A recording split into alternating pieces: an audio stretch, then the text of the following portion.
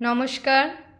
আমি একজন পশ্চিমবঙ্গের সাধারণ মানুষ হিসাবে বলতে চাই যে এই যে বিজেপি আজকে এলো, আমরা সাধারণ মানুষরা যারা এই পরিবর্তনের সপক্ষে ভোট দিয়েছি তাদেরকে আমি অসংখ্য ধন্যবাদ জানাতে চাই।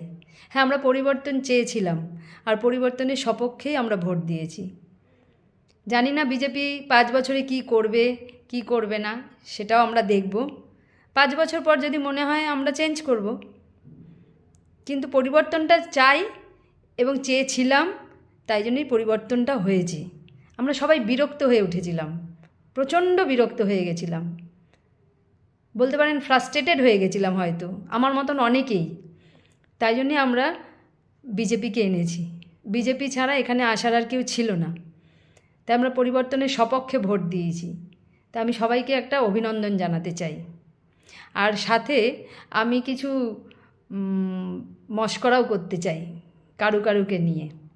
যেমন আমি প্রথমেই বলতে চাই, বাংলা ফিল্ম ইন্ডাস্ট্রির এই খুকুমণিদের কী হবে, যারা সব সময় দিদির পাশে থাকতো, দিদির হাত ধরে নাচানাচি করতো, দিদি যদি ভুলভাল গাইতো সেটাকে বাহবা দিত, তাদের তো কিছুই বলার ছিল না। তাহলে এবার তারা কোথায় যাবে, কি করবে, সেটা আমি একটু দেখতে চাই।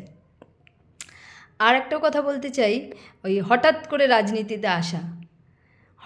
রাজনীতিতে আসা এই সোহেল মল্লিক, আমার একজন অফিস কলিগ নাম দিয়েছেন তার, সোহেল মল্লিক।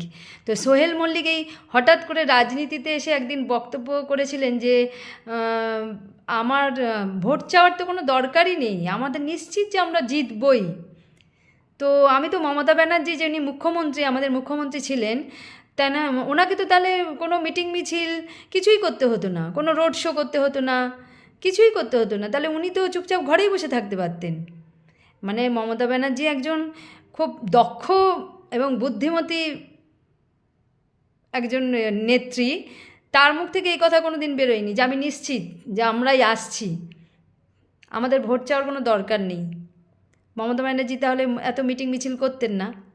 কিন্তু একদিনের রাজনীতিতে এসে সোহেল মল্লিকের এতটাই ওভার কনফিডেন্স ছিল যে ওনার ভোট চাওয়ার দরকার নেই, উনি এমনিই জিতে যাবেন, উনি এসছেন বলে এমনিই তৃণমূল জিতে যাবে। কিন্তু এটাও যে ভুল প্রমাণিত হয়ে গেল। তো আমি একটা সোহেল মল্লিকের একটা বাইটস দেখতে চাই, যে সোহেল মল্লিককে একটু মিডিয়ারা ফোন করুক এবং জিজ্ঞাসা করুক যে এবার আপনি কি বলবেন,